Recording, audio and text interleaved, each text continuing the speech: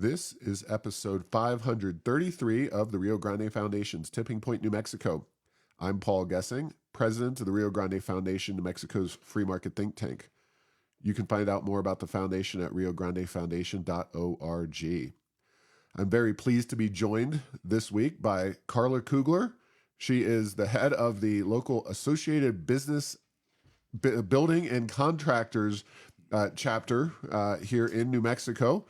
Welcome back to Tipping Point, New Mexico, Carla. Thank you. I'm glad to be back. Yeah, and you've got, you're very proudly wearing your uniform there. We like our brand.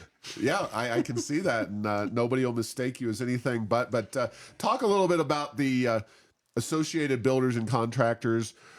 Obviously, construction, but what is your specific niche in that industry and your role with them?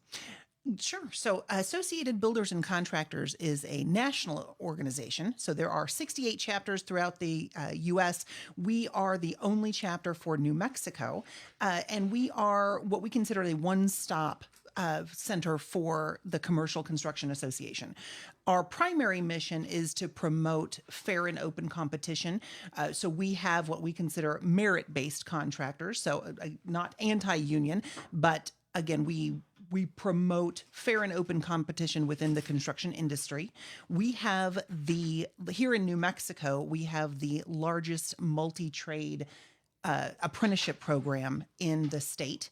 And we primarily focus on training. We focus on safety, political advocacy, and in general, business development for our commercial contractors.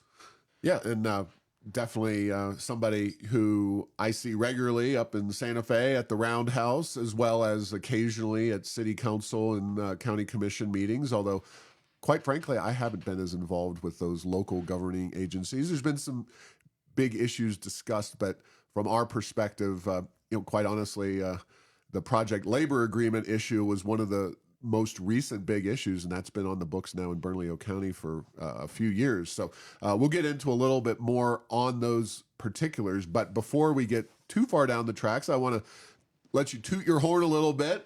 You were recently named the Executive of the Year by the New Mexico Society of Association Executives. So congratulations on that. Thank you. Thank you. I was shocked is an understatement. I mean, I knew I was I knew that I had been a finalist, but I had some stiff competition. So I will take that humbly and honorably. Yeah. Well, congratulations again. And, I've always enjoyed working with you and seeing you at different events. So I would concur that they made it.